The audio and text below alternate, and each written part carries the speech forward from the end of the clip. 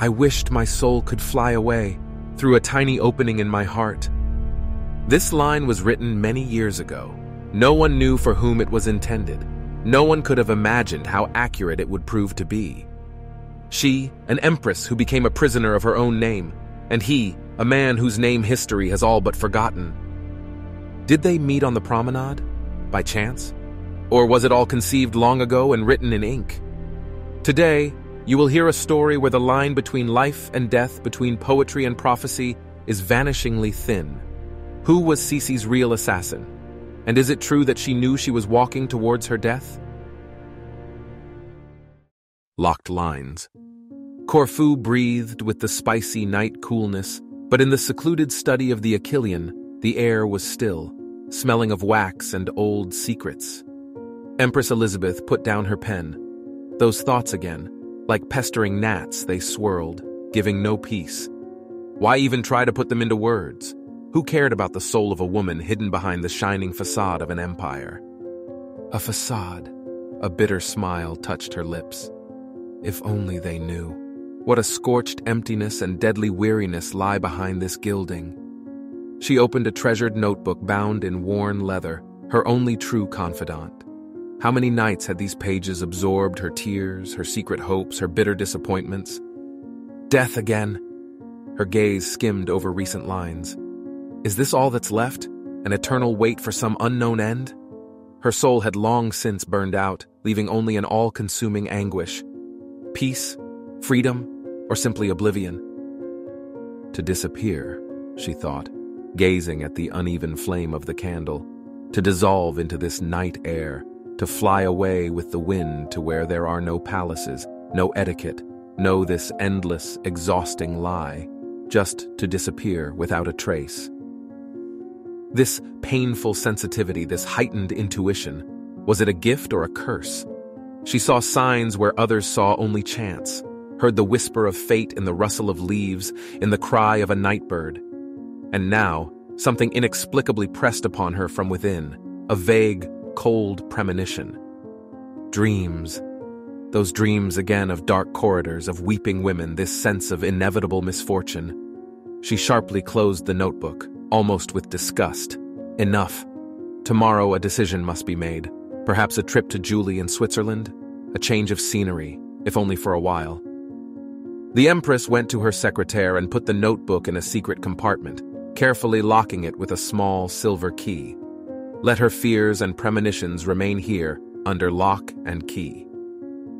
The sea outside the window was calm. The stars twinkled indifferently in the bottomless southern night. Farewell to Vienna. The Viennese day seeped through the heavy velvet curtains with a gray, joyless light. Here, in the Hofburg, even the summer sun seemed to lose its strength, unable to dispel the stale palace dust and the decay of memories.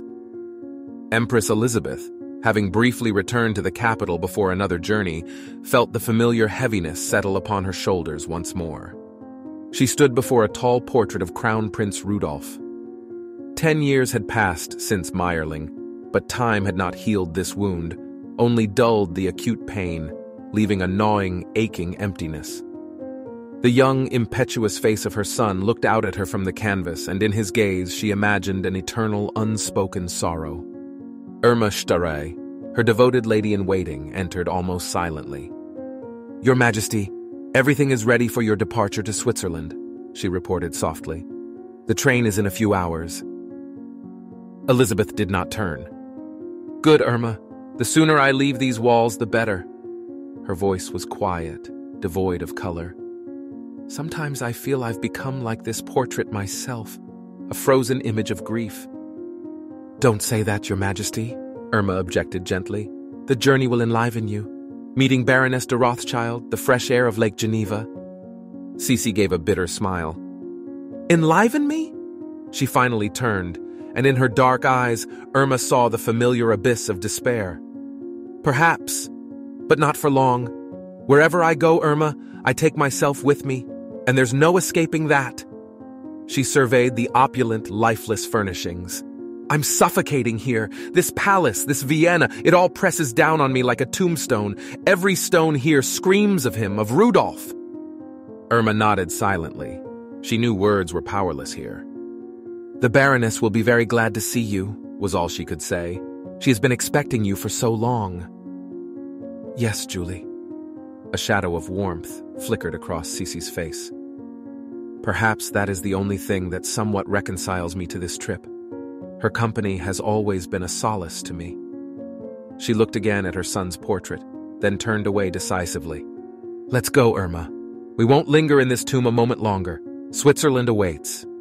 She headed for the exit, and despite her weariness, an almost feverish determination showed in her gait. Sooner away to new roads, to a new illusion of freedom, however fragile and fleeting. If you enjoy this story and want to hear more about forgotten destinies and royal intrigues, subscribe. There are many more fascinating stories ahead.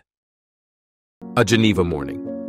The morning in Geneva greeted Empress Elisabeth with a deceptive, sunny clarity. Rays of light, playing on the perfume bottles scattered across her dressing table in the Hotel Beau Rivage, seemed to try to dispel the shadows that had thickened in her soul during the restless night. But Sisi, sitting in a high-backed armchair by the window, wrapped in a light silk peignoir, felt only the familiar heaviness in her heart. Insomnia had left dark circles under her eyes, and the pallor of her face was particularly noticeable today. Yesterday's arrival, the bustle of settling in, albeit incognito under the name Countess Hohenems, had nevertheless tired her. Irma Stare, entering almost silently with a cup of steaming herbal infusion, looked at her mistress with concern. "Your Majesty, you seem to have hardly slept again," she said softly, placing the tray on a small table. "Perhaps today's trip to the Baroness should be postponed. You need rest."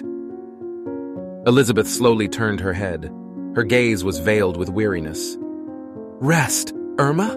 Her voice held the familiar bitter irony. "I think I've forgotten how to rest. My only rest is movement. Otherwise, this anguish will simply consume me." She made a vague gesture with her hand. Irma nodded with understanding. "Are you still intending to visit Baroness de Rothschild in Terre-Tête today?" she asked gently. At the mention of the trip, a faint spark of interest flickered in Sisi's eyes. "Yes, most certainly," she replied a little more firmly. "Julie is always so kind, and her company is soothing. Besides, I have long wished to admire the views of Lake Geneva from that side. They say they are particularly beautiful at sunset." She even tried to smile. "Who knows, Irma, perhaps there, amidst that beauty, I will finally feel some relief, if only for a few hours." She took the cup of infusion but only held it in her hands. "After Paris, after my poor Sophie." Her voice faltered again. "I find it especially difficult to be in large cities. It seems the air here is thick with anxiety. But there, in Terre-Tête, by the lake, it should be quiet. Exactly what I need right now." Irma looked at her with sympathy. "I am sure, Your Majesty, that a change of scenery will do you good," she said gently. "And the Baroness will be very pleased to see you." Sisi nodded, but her gaze once again became distant. A small hope for peace struggled in her soul with habitual melancholy and a vague, inexplicable unease that had not left her since the night. The Unseen Hunter. That same morning, in a dismal, smoke-filled room above a Geneva bakery, Luigi Lucchini scowled at a yellowed sheet of yesterday's newspaper. The gray dawn seeped through the grimy window, illuminating the squalor of his temporary lodging. His plan to assassinate Prince Orléans had failed. The target had slipped away, leaving behind only the bitterness of frustration and an unquenched thirst for a great deed. His eyes skimmed indifferently over the lines until they caught on a short notice. The Austrian Empress, traveling incognito, Hotel Beau Rivage. A crooked smile touched Lucchini's lips. The Empress. Here she was, a new target, even more significant. Fate itself seemed to be delivering her into his hands. He put down the paper and pulled his only argument from under the mattress, a three-cornered file meticulously sharpened to the point of a stiletto. The cold metal fit familiarly in his palm. "The Empress," he muttered, and a fanatical fire lit his eyes. "Even better. The world must tremble from this blow." He hid the weapon in the inner pocket of his shabby jacket. No need to rush. The main thing was to choose the moment. The decision was made. The unseen hunter set out onto the streets of Geneva, his shadow gliding silently over the cobblestones, stalking his prey. Moments of simplicity. Sunlight flooded the elegant lobby of the Hotel Beau Rivage. Life bustled, and nothing in the morning's activity hinted at trouble. In Empress Elisabeth's suite, final preparations were underway. Sisi, already in her traveling dress, smiled faintly at the window. It seemed the night's shadows had finally dispersed. "Your Majesty," Irma Starre said, fastening her gloves as she approached. "Baroness de Rothschild has confirmed her yacht will be waiting. That, I believe, is the most comfortable option." Elizabeth turned, a mischievous glint in her eyes. "Ah, Irma, my dear, thank you and the Baroness." Her voice was lively. "But today I desire simplicity. A common steam packet. It's so democratic, don't you think? To be among ordinary people without pomp. A little adventure." Irma frowned slightly. "Your Majesty, but after yesterday's newspaper notice, your incognito is compromised," she remarked cautiously. "Perhaps some escort?" Sisi laughed lightly. "Really, Irma, what escort? Who would care about an elderly lady under an assumed name? We'll attract far less attention as ordinary travelers. The retinue will go by train, and we shall manage perfectly, and it will be far more interesting than that luxurious, predictable yacht." She coquettishly adjusted her veiled hat.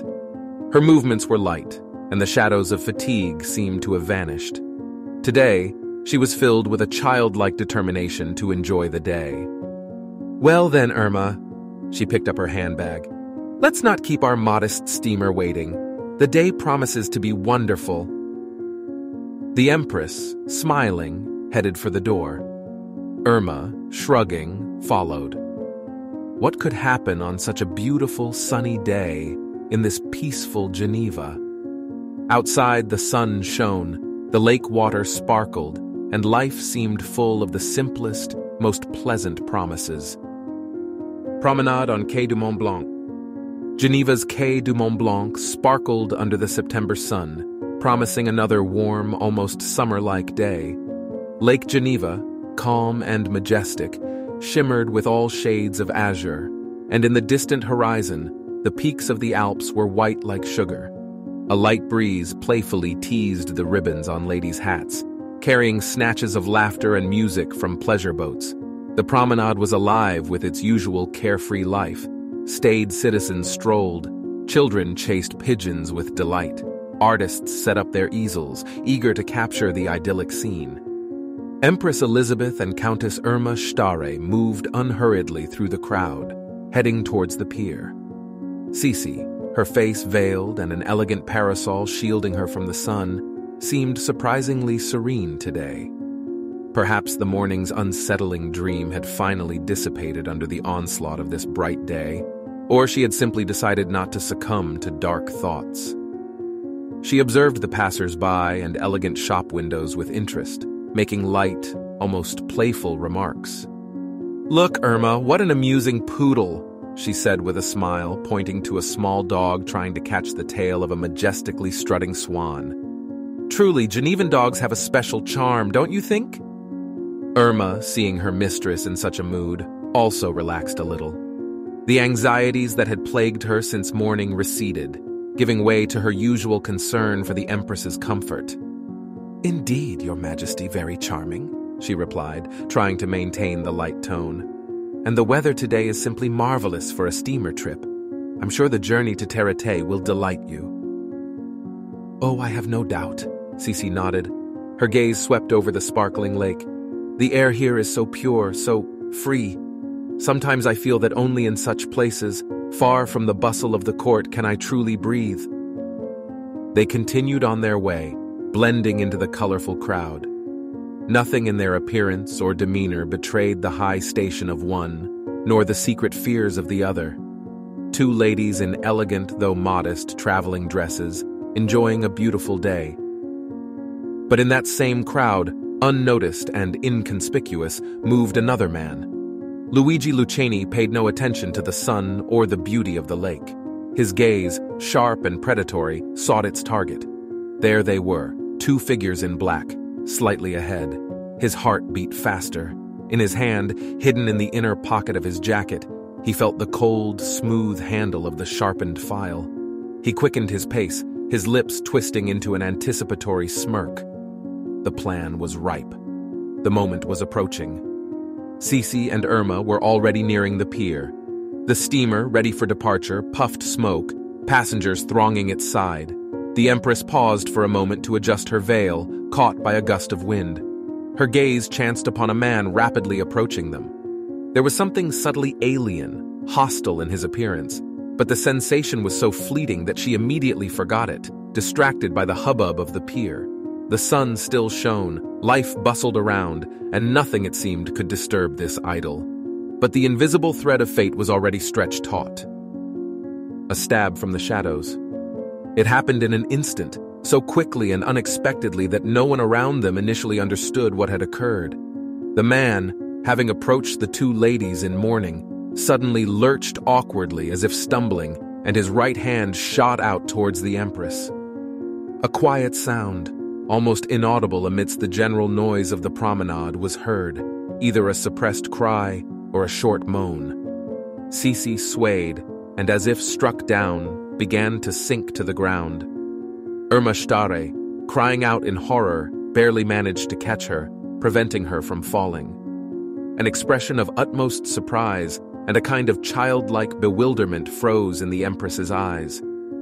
What was that?" she whispered, looking at Irma with wide, frightened eyes. Lucchini, recoiling, tried to melt into the crowd and disappear, but he was immediately seized by several passers-by who had unwittingly witnessed the attack. He did not resist. A strange, triumphant smirk played on his lips. Irma, supporting the limp Empress, frantically examined her, trying to understand what had happened. There was no blood, no visible injuries. "Your Majesty, are you hurt? Are you in pain?" she asked, her voice trembling. Sisi, struggling for breath, tried to straighten up. The pallor of her face had become almost deathly, but she still tried to maintain her composure. No, it seems nothing serious," she said in a weak voice. "He just pushed me. He must have wanted to snatch my watch or my purse. Such an impudent fellow." With Irma's help and that of a cabman who had rushed over, she managed to get to her feet. Her knees were trembling, but she stubbornly straightened her back. "Let's go, Irma," she said, trying to make her voice firm. "The steamer is about to depart. Let's pay no attention to this scoundrel. I'm quite all right." She took a few steps towards the pier, leaning on her devoted lady-in-waiting's arm, but each step was taken with visible effort. Her breathing became increasingly shallow, and the light in her eyes, so recently full of surprise, was now slowly fading. A crowd had already gathered around them. Frightened exclamations were heard. Someone was calling for the police. But Sisi, it seemed, noticed none of it, stubbornly moving forward towards her last fateful journey. Did she realize at that moment that the tiny, almost invisible wound inflicted by the anarchist's file was already carrying death to her? Or had her famous intuition deceived her this time, offering the illusion of salvation where salvation no longer existed? Last breath on the Geneve. The gangway had barely been raised, and the steamer Geneva, after a long blast of its whistle, had slowly pulled away from the pier, when Empress Elisabeth, clutching Irma Stare's arm tightly, suddenly swayed and began to sink to the deck. Her face, already pale, turned ashen, and a bluish tint appeared beneath her half-closed eyelids. "Your Majesty, what is wrong?" cried Irma, supporting the limp body in horror. Alarmed passengers gathered around them. The captain rushed over. Bustle, frightened cries, hands trying to help. Irma, almost losing her composure from fear, hastily unfastened the tight corset on the Empress. And then, on the fine batiste of her chemise, directly over her heart, she saw a tiny, almost imperceptible dark spot. It slowly spread, blooming into an ominous crimson flower. "Blood!" escaped her in a strangled whisper. "She's wounded! My God, she's wounded!" Panic swept the deck. The captain, instantly assessing the situation, ordered an immediate return to the pier. The steamer, not yet having gained speed, struggled to turn against the current and docked again at Quai du Mont Blanc, from where they had departed only minutes before. On a makeshift stretcher fashioned from 2 oars and someone's coat, Elisabeth was carefully carried back to the Hotel Beau Rivage. She was carried through the same lobby she had left so recently, seemingly full of strength and carefree. Now, however, her face was still, her eyes closed, and her breathing barely perceptible. In her suite, she was laid on the bed, and Irma, never leaving her side, frantically tried to revive her, dabbing her temples with eau de cologne, calling her name. For a moment, the Empress's eyelashes fluttered. She opened her eyes, and her gaze, clouded and uncomprehending, rested on the face of her lady-in-waiting bending over her. What happened, Irma?" she whispered faintly. "Where are we?" "We are in the hotel, Your Majesty." Irma's voice trembled with suppressed tears. "Everything will be all right. The doctors are coming." But Sisi, it seemed, no longer heard her. Her gaze clouded over again. Her breathing grew shallower. The arriving doctors, 2 local physicians hastily summoned from the city, merely exchanged lost glances after a brief examination. Their faces were grim, and that grimness read as a verdict.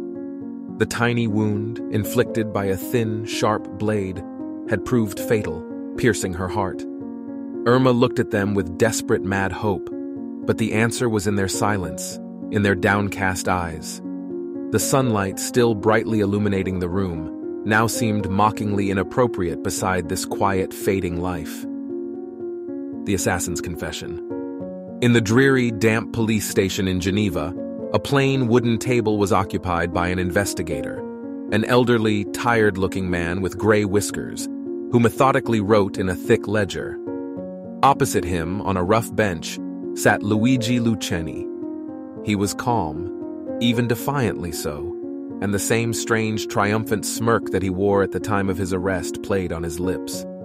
"So, you admit to striking the woman known as Countess Hohenems, who, as it turns out, was Empress Elisabeth of Austria?" the investigator asked monotonously, without looking up from his notes. "Yes, I did it," Luceni replied readily. There was not a hint of remorse in his voice, rather pride in his deed. "I killed her." The investigator slowly raised his head and looked closely at the arrested man for the first time. His gaze held a mixture of bewilderment and an almost disgusted curiosity. "Why?" he asked, his voice betraying genuine human perplexity. "Why did you do it? Did she harm you in any way?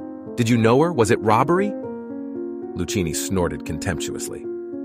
"Robbery? How vulgar. I am an anarchist, sir. I believe that all rulers, all these crowned heads, are parasites on the body of the working people.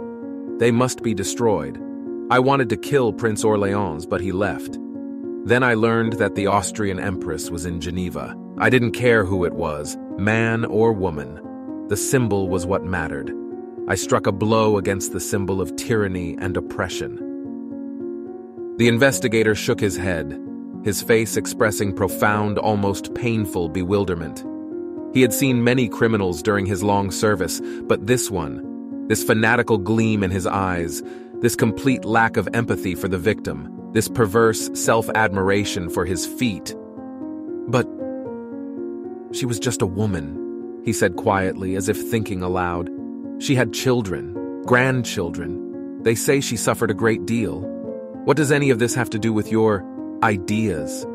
Do you really think that by killing one unfortunate woman, you will make the world a better place?" Luceni laughed, a dry, unpleasant sound. "You understand nothing, bourgeois. She is not just a woman, she is an empress, and her death is a signal, an act of propaganda. It proves that even the most powerful among them are vulnerable. I did what I had to do, and I regret nothing."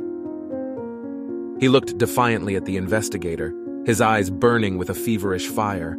The investigator lowered his gaze to his papers again, but his hand trembled as he dipped his pen in the inkwell. Madness. Pure, ideological madness. What would be the future fate of this man? And how would the world, still ignorant of the full truth, react to the news that one of Europe's most famous and beloved monarchs had fallen at the hands of such a nonentity? A whisper from the past. The days of mourning stretched on for Irma Stare, gray and endless. The shock of Empress Elisabeth's death had not yet subsided. Europe's grief was profound. But life, inexorable, was already beginning to mend its wounds with routine. For Irma, however, the hardest task was yet to come, to touch the silent witnesses of the past, to sort through the personal belongings of her late mistress. One such gloomy day, while sifting through papers in Sisi's traveling case, her hand came across a thin, familiar notebook bound in worn leather. Irma's heart ached. This was the very diary, so cherished, where the Empress confided her most secret thoughts, her poems, her sorrows, the one she had always guarded so carefully. Irma's fingers trembled. She knew she had no right to intrude into this world, yet an almost mystical, irresistible feeling compelled her to open the notebook. The familiar, slightly nervous handwriting, Irma read, and the lines, full of melancholy, came alive before her, resurrecting her mistress's voice, inflections, her sad gaze. And then, her eyes fixed on lines, familiar yet chillingly new in the light of recent terrible events. They sounded not like a clear prophecy, rather like a quiet whisper, a forgotten voice from the past, suddenly become too accurate, too real. I wished my soul could fly to heaven through a small opening in my heart. Irma reread the line over and over, her lips silently forming the words, as if trying to grasp their true meaning, to understand. Was it merely a poetic metaphor, an image born of a weary soul, or a plea, a desperate cry for peace, which someone or something had heard and fulfilled with terrifying literalness? The notebook slipped from her weakened hands, falling to the floor with a dull thud. A tiny wound in the heart. Exactly so. Those very words, that very death. Unbelievable. Impossible. She slowly sank to her knees, picked up the diary. Tears blurred her vision, making it hard to decipher the letters, but she already knew those lines by heart. In her mind, drowning out the pain of loss, a single, maddening question throbbed, one to which there was no answer. Irma pressed the notebook to her chest. It seemed to her that these lines had been written not for the past, not for the Empress herself, but for someone here, now. For her, for those who would come later, trying to unravel the mystery of this tragic fate.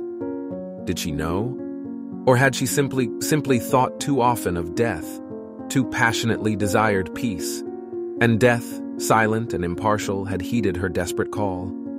She stared at the inscribed page, and before her inner eye rose the image of her unfortunate mistress, so beautiful, so lonely, so misunderstood. And this whisper from the past, these words frozen on paper, seemed to hold the last, most terrible secret of Empress Elisabeth, the secret of her fate, inescapable, predestined, or perhaps unwittingly summoned by herself. The echo of this whisper would resound in her heart for a long time to come, offering no peace, no solace, only deepening the abyss of questions. If you enjoy experiencing history through storytelling, make sure to subscribe. Many more fascinating tales await. This story is inspired by real events but includes elements of artistic fiction. Up next, you will see a list of historical facts that formed its foundation.